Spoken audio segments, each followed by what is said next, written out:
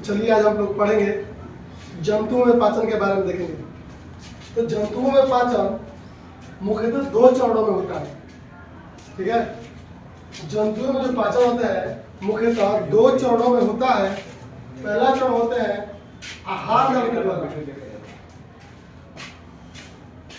आहार नल के द्वारा, और जो दूसरा चरण होता है ये ग्रंथि द्वारा होता है, ग्रंथि द्वारा। तो जंतुओं में कहता पाचन की क्रिया दो चरण में होते हैं। एक तो आहार नल के द्वारा होता है, एक होता है ग्रंथि के द्वारा होता है। चलिए अब देखिए आहार नल होता क्या है। तो आहार नल होता है मुख से लेकर इस गुदा की लंबाई को हम क्या कहते हैं, आहार नल कहते हैं। यानी कि यहाँ से देखिए, यहाँ से ये मुख गुहा से लेकर यहाँ से अमाशय और छोटी आंत और बड़ी आंत यानी गुदा, यानी कि टोटल बोले तो यहाँ से मुख गुहा और गुदा की लंबाई क्या कहलाती है, आहार नल कहलाती है। तो सबसे पहले देखेंगे आहार नल के अंतर्गत आया क्या। तो पहले का कंडीशन होता है मुख गुहा। मुख गुहा एक्चुअली मुख गुहा होता क्या है। तो मुख गुहा होता है, गुहा का मतलब होता है खाली स्थान और मुख का मतलब होता है मुख होता है। यानी कि बोल सकते हैं कि आपके दोनों जबड़ों के बीच में जो खाली स्थान होता है उसी को हम बोलते हैं मुख गुहा। ठीक है, यानी कि जो मुख गुहा होता है दोनों जबड़ों के बीच में एक खाली स्थान से घिरा होता है, उसे हम बोलते हैं मुख गुहा। अब दूसरा नंबर में क्या आएगा, मुख गुहा के बारे में पढ़ना है ग्रसनी, यानी ग्रसनी के बारे में पढ़ना है। तो ग्रसनी एक्चुअली होता क्या है। तो ग्रसनी जितने भी खाद्य पदार्थ होते हैं उसको ऊपर से लेकर शरीर के नीचे तक घसीटने का कार्य करता है। यहाँ पर ग्रसनी में भोजन का पाचन नहीं होता है, लेकिन ग्रसनी होता क्या है कि आप जितने भी भोजन खाते हैं ना उसको क्या करता है, भोजन को घसीट कर नीचे आमाशय तक पहुंचाने का कार्य करता है। तो ग्रसनी का कुछ रोल नहीं है। ग्रसनी यहाँ से देखेंगे तो इसकी लंबाई होती है लगभग 25 सेंटीमीटर, और इसका काम यही है कि भोजन को क्या करना, आमाशय तक घसीट कर पहुंचाना। देखिए अगला स्टेप आएगा यहाँ ग्रसनी अमाशय। अमाशय तो अमाशय में भोजन का पाचन होता है। इस अमाशय के अंदर में एक अम्ल पाया जाता है जिसका नाम है एसियल। इस अमाशय में भी भोजन का पाचन होता है। अमाशय का भी कुछ उतना रोल नहीं है, आगे देखेंगे। अमाशय के बाद देखना है छोटी आंत, छोटी और छोटी आंत के बाद देखेंगे बड़ी आंत, बड़ी और बड़ी आंत के बाद क्या देखेंगे, गुहा के बारे में। गुहा यानी कि सब ले देखे आहार नाल होता है गुहा। मुख गुहा से लेकर यानी गुदा तक सारा से सारा आहार नाल कहलाएगा। यानी कि आहार नाल के बारे में पढ़ना है, इस ग्रसनी के बारे में पढ़ना है, उसके बाद में अमाशय के बारे में पढ़ना है, छोटी आंत और बड़ी आंत के बारे में पढ़ना है।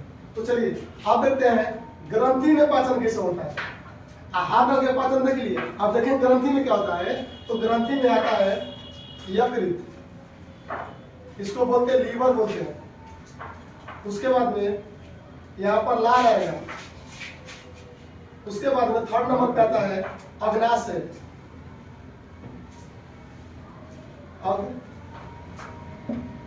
अग्नाशय यानी कि यकृत में भी पाचन होता है, लार में भी पाचन होता है और अग्नाशय में भी पाचन भोजन का। देखिए यहाँ पर दो चरण, एक तो आहार नल के द्वारा और एक ग्रंथि द्वारा। चलिए तो सबको पारी पारी बांट देंगे। देखिए इस अमाशय के 3 हिस्सा होता है। इस अमाशय का 3 हिस्सा, यानी कि इसको बोलते हैं कार्डियक बोलते हैं,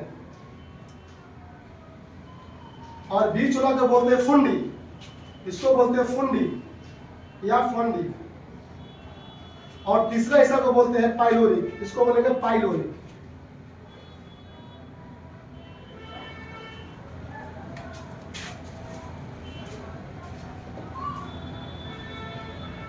यानी कि अमाशय के 3 हिस्सा, पहलिका हिस्सा को बोलते हैं कार्डियक बोलते हैं, और बीच वाला हिस्सा को बोलते हैं फुंडी, और तीसरा हिस्सा को बोलते हैं पाइलोरिक बोलते हैं। ठीक है, चलिए अब देखिए अग्नाशय का भी 3 हिस्सा होता है।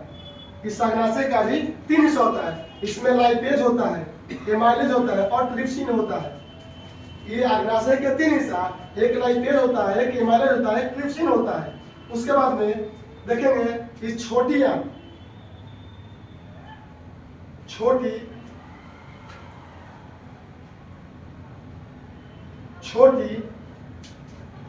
आंत की लंबाई, छोटी आंत की लंबाई 7 मीटर तक होती है और फीट में 20 फीट तक होती है। इस छोटी आंत की लंबाई मीटर में 7 मीटर होती है और फीट में 20 फीट होती है। आगे देखेंगे इस बड़ी आंत की लंबाई, तो बड़ी आंत की लंबाई होती है 1.5 मीटर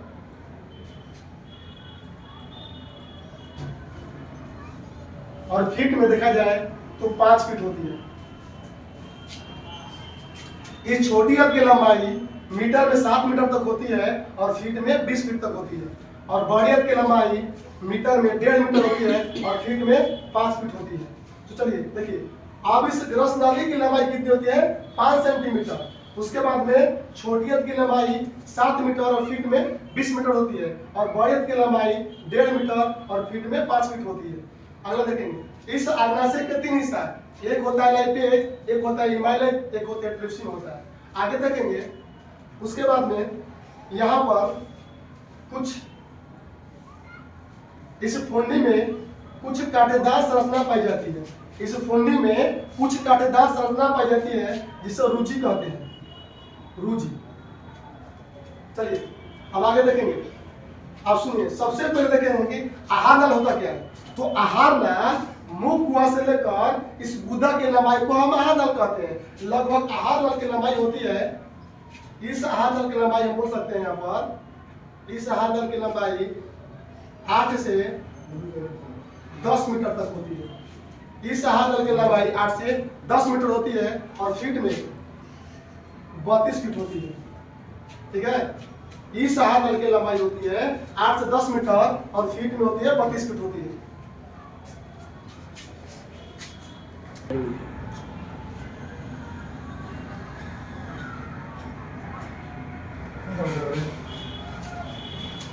चलिए देखते हैं, यहाँ पर आहार नल के कार्यों के बारे में समझ गए। आहार नल एक्चुअली होता क्या है, बस मुंह गुहा से स्टार्ट होता है और गुदा तक, ये सारी चीजें क्या होगा, आहार नल है। ठीक है, उसके बाद में जो मुंह गुहा होता है इसका भी कुछ काम नहीं है। यानी कि मुंह गुहा मतलब दोनों जबड़ों के बीच में जो खाली रास्ता होते हैं उसी को बोलते हैं मुंह गुहा।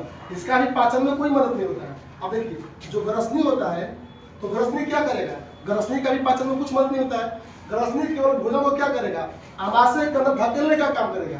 उसके बाद में जो आमाशय होता है, यहाँ पर भोजन का पाचन होता है। यहाँ आमाशय के अंदर में भोजन का पाचन बिल्कुल होता है, क्योंकि इस आमाशय के अंदर में एक अम्ल पाया जाता है जिसका नाम है HCl। वो भोजन को पचाने में मदद करता है। और ये जो छोटी आंत होते हैं, तो छोटी आंत में संपूर्ण रूप से यानी कि परिपूर्ण रूप से इस छोटी आंत में भोजन का पाचन होता है। शुरुआत तो मुंह गुहा से होता है, यानी कि भोजन का जो शुरुआत होता है पाचन का मुंह गुहा से होता है। लेकिन अगर पूछा जाए कि संपूर्ण रूप से भोजन का पाचन कहाँ होगा, तो हम जानेंगे भोजन का संपूर्ण से पाचन छोटी आंत में होती है और मुंह गुहा से शुरुआत होता है। और बड़ी आंत, और बड़ी आंत क्या है, तो बड़ी आंत कुछ नहीं है। जब इस छोटी आंत में भोजन मुख्य रूप से पचता है, उसके बाद में जो अपशिष्ट पदार्थ बनते हैं यानी खराब पदार्थ बनते हैं, इस बड़ी आंत से क्या होता है, इस गुदा से बाहर निकलते हैं।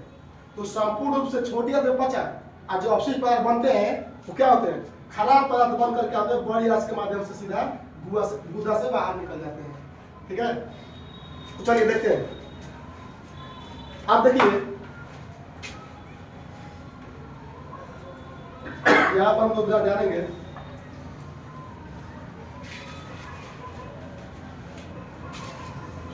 अब देखिए, अब सबसे पहले देखेंगे कि मुंह में होता क्या है।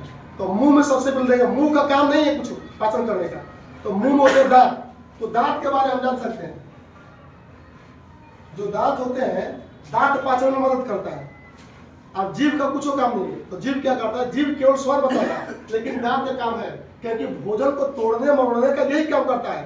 पाचन का मतलब होता है कि भोजन को सरल अणुओं में तोड़कर उसे छोटा छोटा बनाना, यही तो पाचन कहलाता है। तो पाचन करे कौन सा, दांत करेगा, यानी कि जटिल से जटिल पदार्थ को तोड़ेगा, इसको सरल और मुलायम बनाएगा। कौन बनाएगा, तो दांत। तो दांत को तो रोल है पाचन में। तो देखिए अब दांत देखते हैं कि दांत जो होता है ये दो लेयर के होते हैं। जो दांत होते हैं ये दो लेयर के होते हैं, यानी कि पहले लेयर को बोलते हैं हम एनामेल बोलते हैं, एनामेल बोलते हैं, और जो दूसरा लेयर होता है उसे बोलते हैं डेंटाइन,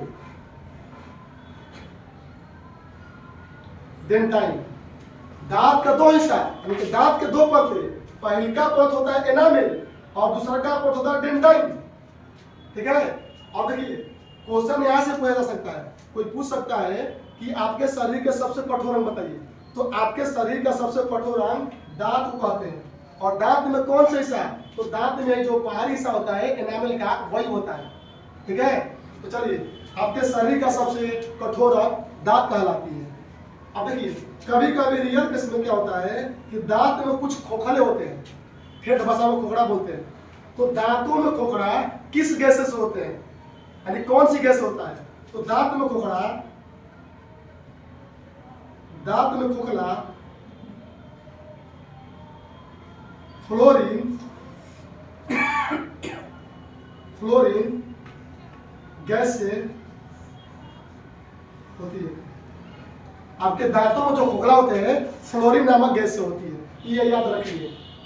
चलिए अब देखिए दांत, दांत कितने प्रकार के होते हैं? तो दांत चार प्रकार के होते हैं। दांत चार प्रकार के होते हैं।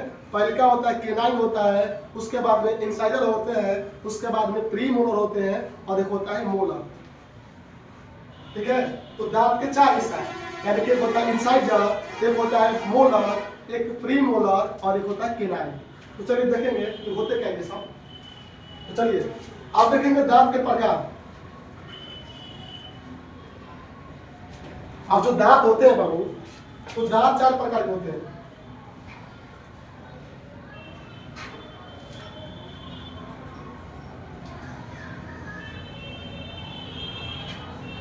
पहले क्या हम बोल सकते हैं?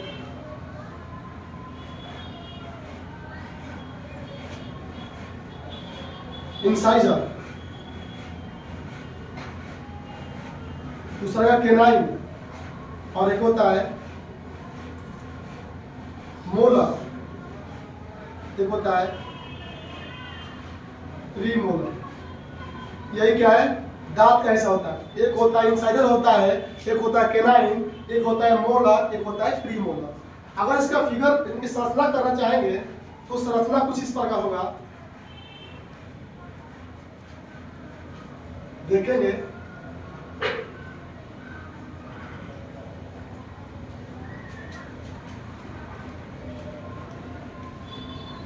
संरचना कुछ इस प्रकार होता है। इन दोनों को बोलते हैं केनाइन, ये दोनों भाग के बोलते हैं केनाइन बोलते हैं, और इस चारों को बोलते हैं इंसाइजर, और दो होते हैं मोलर और दो होते हैं प्री मोलर। यहाँ पर दांत के चार हिस्सा, ये दोनों चीज दिखाई दे रहा है, इसको बोलते हैं केनाइन, और जो ये चार चीज जो है दांत, इसको बोलते हैं इंसाइजर, और पीछे वाला को बोलते हैं प्री मोलर और मोलर बोलते हैं।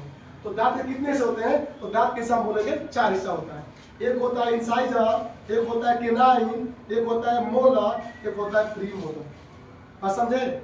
चलिए अब देखिए, आप ये देखिए केनाइन करता क्या है? तो केनाइन बबुआ खाना को क्या करता है? फाड़ता है। जब भी आप खाना खाते हैं इसको फाड़ते हैं ना, तो केनाइन जो केनाइन होता है ये खाना को फाड़ने का काम करता है।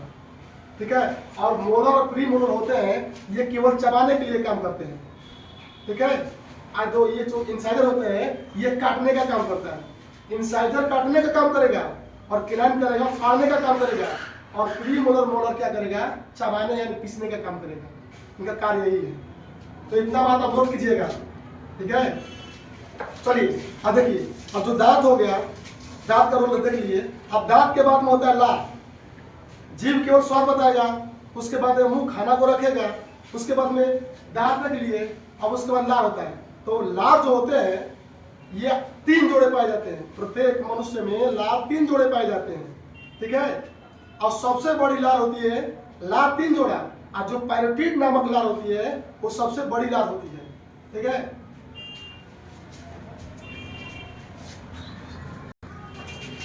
तो चलिए देखेंगे।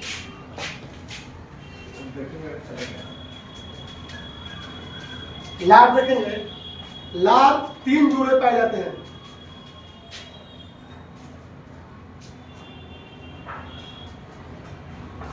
3 जोड़े पाए जाते हैं। और सबसे बड़ी बात यह है कि लार में जो जोड़ा होता है कौन सी बड़ी होती है, तो हम जानेंगे जो पैरोटिड नामक लार होते हैं, पैरोटिड, ये लार का एक हिस्सा है। 3 जोड़ा में से जो पैरोटिड होते हैं ये एक हिस्सा होता है और ये सबसे बड़ी होती है, और ये सबसे बड़ी होती है। तो हमारे लार में पैरोटिड नामक लार होते हैं और ये सबसे बड़ी होती है। और इसी का कितना हिस्सा होता है, इसका होता है 4 हिस्सा, इस पैरोटिड का 4 हिस्सा।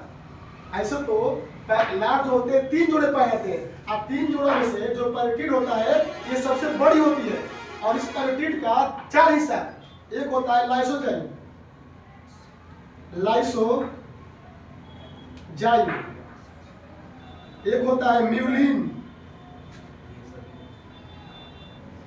एक होता है म्यूलिन, एक होता है टाइलिन, और एक होता है डाइस्टेज।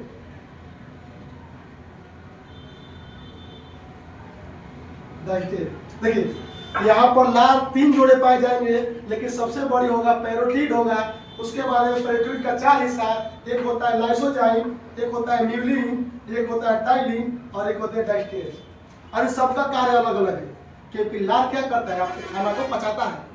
यानी कि जो देखिए, अगर जब भी आप भोजन ग्रहण करते हैं तो उस भोजन में जितने भी कीटाणु होंगे, यानी कि जितने भी जीवाणु होंगे, जितने भी कीटाणु होंगे, उसको मारने में मदद करता है कौन सा, लाइसोजाइम। यानी कि आपका जो खाना होता है, खाना में जितने भी कीटाणु होते हैं उसको लाइसोजाइम क्या करेगा, मार देगा। यानी कीटाणु कौन मारता है, तो कहेंगे लाइसोजाइम। चलिए, अब खाना में कीटाणु तो मार दिए, लेकिन खाना को चिपचिपा कौन बनाता है, तो खाना का चिपचिपा म्यूलिन नामक एंजाइम बनाते हैं। अगर जब भी आप खाना खाते हैं उसके बाद में खाना चिपचिपा होता है ना, तो जानेंगे उसमें लाइसोजाइम जो होते हैं, सॉरी, ये जो म्यूलिन होता है, यही एंजाइम क्या करता है, उस खाना को चिपचिपा बना देता है। तो कीटाणु कौन मारेगा, लाइसोजाइम, और खाना को चिपचिपा कौन बनाएगा, तो म्यूलिन। और उसके बाद में जो टाइलिन है और जो डाइस्टेज है, ये दोनों मिलकर क्या करते हैं, स्टार्च को पचाते हैं। अब खाना में जितने भी स्टार्च होते हैं, यानी कि जो मंड होते हैं, उसको पचाते हैं। अब स्टार्च होता क्या है, तो स्टार्च ये होता है, आपके जितने भी मोटे मोटे अनाज है ना, उसके ऊपर जो परत होते हैं उसी को बोलते हैं स्टार्च। यानी कि क्या करेगा, स्टार्च पचाएगा। स्टार्च या मंड को पाचन करेगा। जो टाइलिन होते हैं, डाइस्टेज होते हैं, स्टार्च और मंड का पाचन करेगा, पाचन करता है, याद रखेंगे, ठीक है।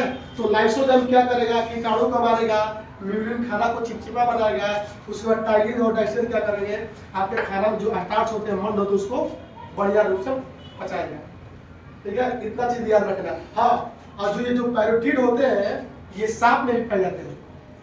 जो पैरोटिड होते हैं ये सांप में भी पाए जाते हैं, लेकिन सांप में ये जो पैरोटिड होता है जहर का काम करता है और हमें पचाने में मदद करता है। चलिए अब देखिए,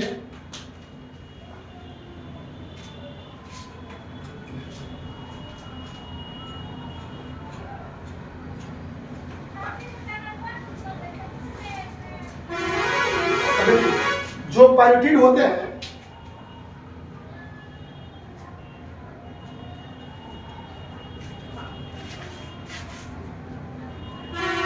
जो पैरोटिड होता है ये सांप में भी होते हैं, लेकिन सांप में यह क्या करता है, जहर का काम करता है, ये जहर बन जाता है।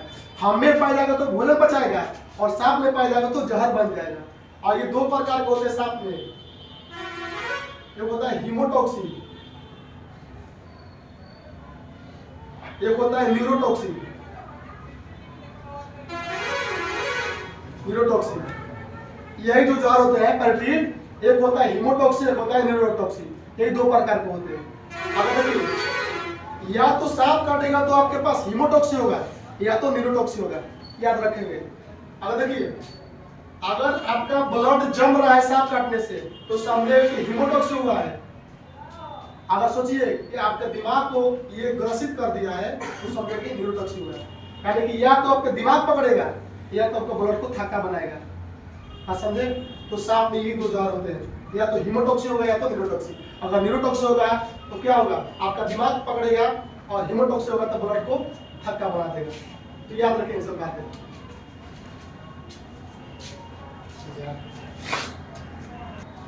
चलिए आगे देखते हैं। अब कुछ ग्रंथियों द्वारा पाचन देख लेते हैं कि ग्रंथियां कैसे पाचन करते हैं। लाल यहाँ पर देख लिए, उसके बाद क्या देखना है, यकृत यानी कि लीवर के बारे में देख लेते हैं। यकृत क्या करेगा, देखिए यहाँ पर जो यकृत था, तो प्रत्येक यकृत का वजन होता है 1.5 से 2 kg। याद रखेंगे, इसका वजन होता है 1.5 kg से लेकर 2 kg तक। एक यकृत का वजन 1.5 से 2 kg तक होता है। और इसी यकृत में पित्ताशय होता है, और ये पित्ताशय क्या करता है, पित्त का स्राव करता है। इसी यकृत के अंदर में होता है पित्ताशय, और पित्ताशय क्या करता है, पित्त का स्राव करता है। तो यहां से क्वेश्चन आ सकता है कि पित्त का स्राव कहां से होता है। तो याद रखेंगे, पित्त का स्राव कौन करता है बउआ, यकृत करता है। और पित्त का स्वभाव कैसा होगा, पित्त का स्वभाव क्षारीय होता है। याद रखेंगे, पित्त का स्वभाव क्षारीय होता है, ये ना कि अम्लीय। क्योंकि जब भी हम भोजन ग्रहण करते हैं ना, तो पेट में होता है हाइड्रोक्लोरिक अम्ल होता है। जब भी हम खाना खाएंगे तो पेट में जो भोजन हो जाएगा वो अम्लीय बन जाएगा, और अम्लीय खराब होता है। यानी कि खाना अम्लीय नहीं होना चाहिए, खाना को क्षारीय होना चाहिए, तब जाके भोजन मुख्य रूप से पचेगा। तो बात याद रखना है। इस अमाशय के अंदर में एक अम्ल पाया जाता है जिसे बोलते हैं हाइड्रोक्लोरिक अम्ल बोलते हैं। आपके खाना को क्या करता है, ये अम्लीय बना देता है। अब देखिए, और देखिए जी देख रहे हैं यहाँ पर जो अमाशय है, तो अमाशय के पीछे एक परत पाई जाती है। इस अमाशय के पीछे एक परत होता है जिसको बोलते हैं म्यूकोस बोलते हैं। इस परत को बोलेंगे म्यूकोसा। अमाशय के पीछे एक परत होता है जिसे बोलते हैं म्यूकोसा। और ये म्यूकोसा करता क्या है, आपके पास जो प्रबल अम्ल है HCl, उससे लड़ता है। ये बहुत ही जटिल अम्ल होता है, यानी कि बहुत ही प्रबल अम्ल होता है, और म्यूकोसा से लड़ता है। कब कब देखे होगा, आपके पेटों में जब गैसेस बनते हैं तो कुछ ढेकार जैसे आता है, खराब गंध जैसे आता है। तो हाइड्रोक्लोरिक अम्ल की मात्रा बढ़ता है, तब जाके आपको पेट में कुछ गैसेस बाहर निकलते हैं। वही क्या है HCl है। और वही HCl से म्यूकोस क्या करता है, लड़ता है। समझे। देखिए, अब मान लीजिए, सपोज कीजिए इस अमाशय के अंदर में खाना अम्लीय हो गया। तो देखिए, अब यहाँ से भोजन धीरे जाएगा, छोटी आंत में जाएगा। तो छोटी आंत में तो म्यूकोसा ही नहीं, छोटी आंत में म्यूकोसा ही नहीं, यानी कि म्यूकोसा वहां पर नहीं है। तो अब खाना यहाँ पर अम्लीय आया। तो जब खाना यहाँ पर अम्लीय आया, यहाँ पर म्यूकोस नामक परत नहीं है, क्योंकि अमाशय में होते हैं वो। तो देखिए, अब जब यहाँ पर अम्लीय आएगा तो क्या होगा, ये छोटी आंत बड़ी आंत को फाड़ देगा, यानी कि क्षतिग्रस्त कर देगा। इसीलिए होता है खाना क्षारीय होना चाहिए, अम्लीय नहीं होना चाहिए। देखिए, अब देखिए यहाँ से भोजन निकल के आया, यहाँ यकृत होता है, यकृत होता है पित्त का स्राव। और पित्त क्या करता होगा, इस खाना को उगाता है क्षारीय। और क्षारीय तो बढ़िया चीज है। अब खाना हो गया क्षारीय, तो क्षारीय होने के बाद में छोटी आंत में आएगा। उसके बाद में छोटी आंत में संपूर्ण से पचा, और पचने के बाद में किस में आएगा, बड़ी आंत में आएगा। और बड़ी आंत में अपशिष्ट पदार्थ बनकर गुदा के माध्यम से बाहर निकल जाएगा। तो पित्त का यही काम है, यानी कि पित्त क्या करता है, सॉरी, यहाँ यकृत का यही काम है। यकृत के अंदर से पित्त का स्राव होता है, ठीक है, और खाना को क्षारीय बनाता है, और बड़ी या छोटी आंत को दे देता है, तब जाकर संपूर्ण से खाना पचता है। तो ये बात याद रखेंगे। और ये बात देखेंगे कि यकृत से कुछ हार्मोन का स्राव होता है जिसे बोलते हैं इंसुलिन। इंसुलिन नामक हार्मोन का स्राव यकृत से होता है। याद रखेंगे, तो जो इंसुलिन होते हैं जो हार्मोन, वो यकृत से स्राव होता है। क्या यकृत को होता है 1.5 kg से 2 kg तक होता है, याद रखेंगे। हाँ, और सबसे बड़ी ग्रंथि भी होता है। अगर देखेंगे, मानव शरीर का सबसे बड़ी ग्रंथि यकृत यानी कि लीवर होता है, क्योंकि इसका वजन कितना है, 1.5 kg से 2 kg है। तो पूछा जा सकता है, सबसे छोटी ग्रंथि होती है पिनियल ग्रंथि, और दूसरी सबसे छोटी ग्रंथि होती है पीयूष ग्रंथि, और सबसे बड़ी ग्रंथि होती है यकृत, यानी से बोलते हैं लीवर को, या बोल सकते हैं सबसे बड़ी ग्रंथि।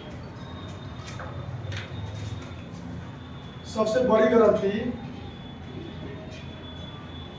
यकृत, याद रखेंगे। तो चलिए अब देखिए इस लीवर के बारे में जान गए। अब उसके बाद देखिएगा अग्नाशय होता क्या है। अग्नाशय देखिए, अग्नाशय का 3 हिस्सा होता है, एक होता है लाइपेज होता है, एक होता है एमाइलेज, एक होता है ट्रिप्सिन। अब अग्नाशय का देखते हैं हिस्सा। अग्नाशय कुछ इस प्रकार होता है, देखते हैं। देखिए यहाँ पर अग्नाशय के 3 हिस्सा, एक होता है लाइपेज, एमाइलेज, ट्रिप्सिन। इसको बोलते हैं लाइपेज, एक होता है एमाइलेज, एक होता है ट्रिप्सिन।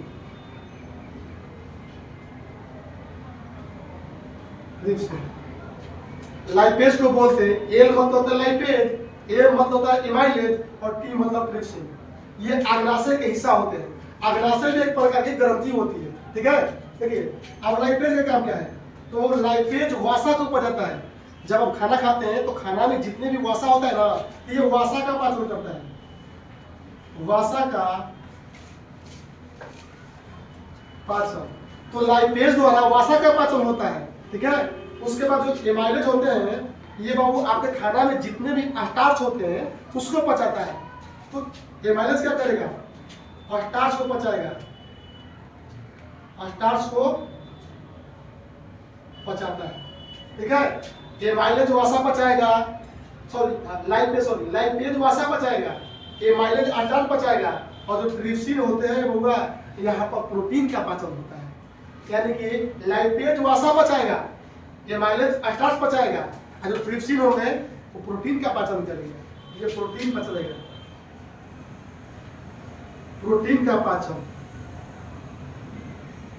आप खाना खाएंगे या तो प्रोटीन खाएंगे, या तो वसा खाएंगे, या तो स्टार्च खाएंगे, ठीक है।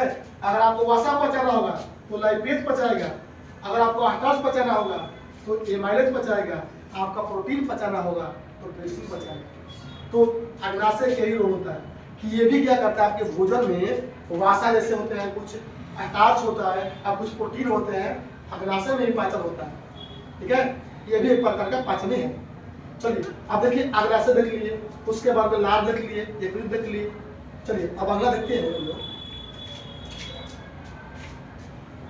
चलिए आगे देखते हैं हम लोग।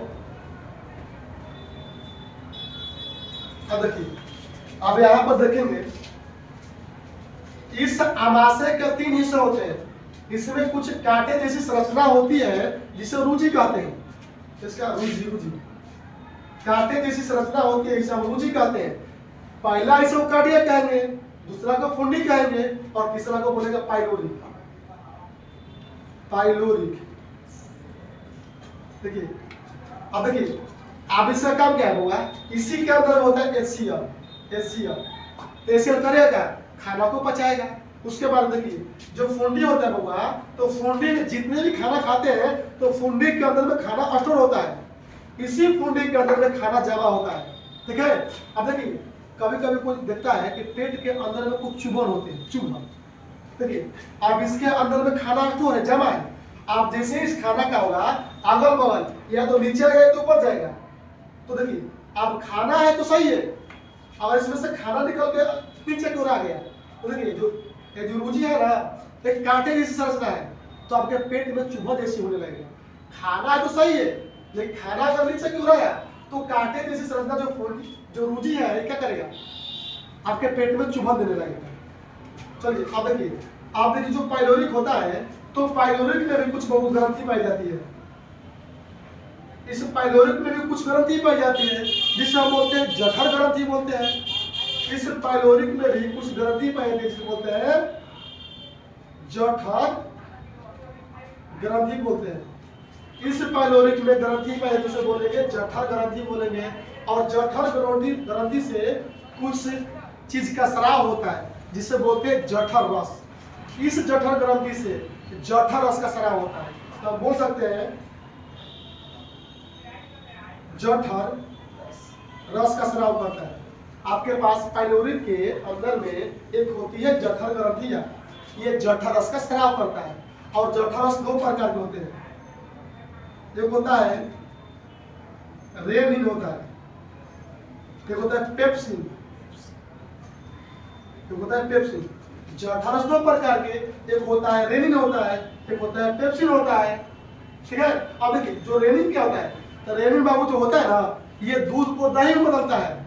जो रेनिन होता है ये दूध को दही में बदलेगा, दूध को दही बदलेगा। जठारस दो प्रकार के, एक होते हैं रेनिन होता है, एक होता है पेप्सिन होता है। और देखिए रेनिन से क्या होता है हुआ, दूध को दही में बदला जाता है। ठीक है।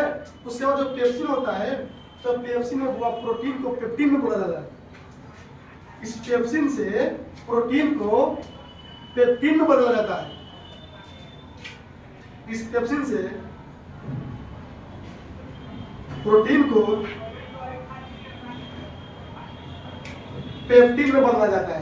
तो याद रखेंगे, जठर ग्रंथि से जो रस निकलता है उसे कहेंगे जठर रस। उसके बाद जठर रस दो प्रकार के आता है, एक होता है रेनिन होता है और एक होता है पेप्सिन। इस रेनिन से क्या निकलता हुआ, दूध से दही में बदला जाता है। और इस पेप्सिन को क्या होता हुआ, प्रोटीन को क्या होता है, पेप्टिन में बदला जाता है। इतनी बात याद रखेंगे। तो चलिए आज का क्लास खत्म हो रहा है, आज तक इतने ही तक पढ़ा रहे हैं। ठीक है, चलिए मिलते हैं कल।